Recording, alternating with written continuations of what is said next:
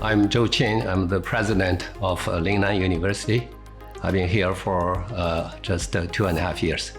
I started to work on neural networks, which is really the engine for machine learning and AI now, about 37 years ago, when I worked on my PhD dissertation. So that was in the United States, University of Maryland.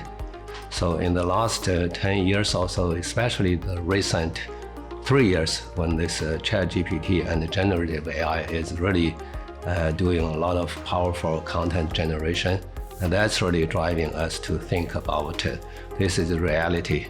This is the new paradigm for everything, including higher education. I'm well aware of the liberal arts history of Lingnan University.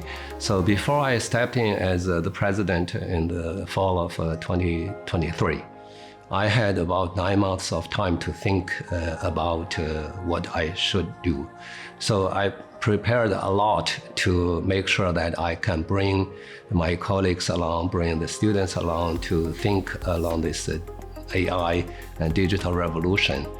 I think for Lingnan, it's very clear for us for about the last 3 years.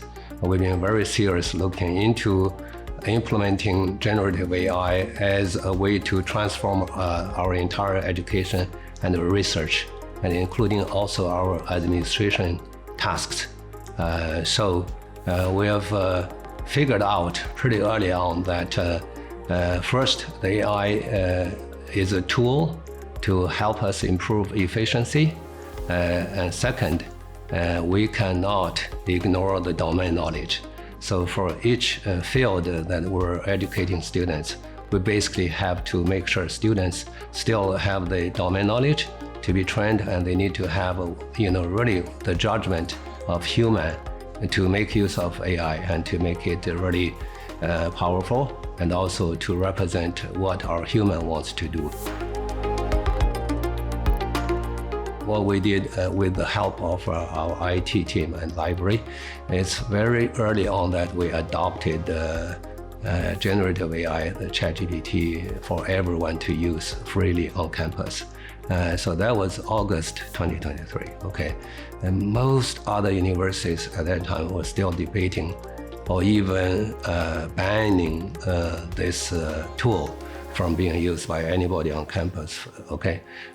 So we made the early decision, so our faculty and students and staff put their hands on so they know it's getting closer to them because it's very easy to use. If there is a machine, a tool that can do it faster or 10 times faster than our trained students, we have to let our students to know how to use it so they become 10 times more efficient. So it takes some preparation and some sort of education, if you will, but then it becomes really bottom up from our university, that we don't have to push down, and we could not have all the ideas that our faculty and students could generate from bottom up.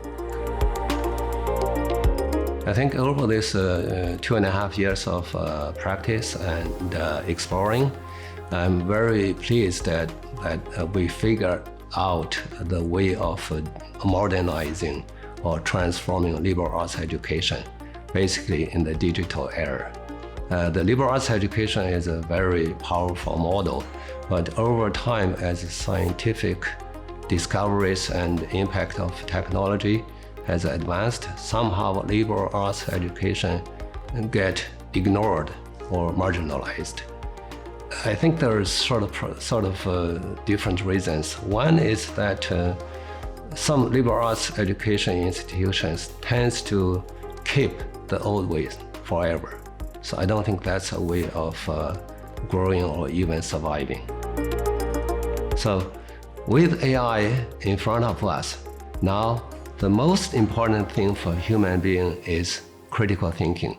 So liberal arts education is the best education model to focus on critical thinking, and therefore we can make our students to get trained in high-order thinking rather than some detailed skills. Those could be easily replaced by machines, and by machines in a very more efficient ways. So that's really where AI and liberal arts can be integrated, and that can make liberal arts education shine better in the future.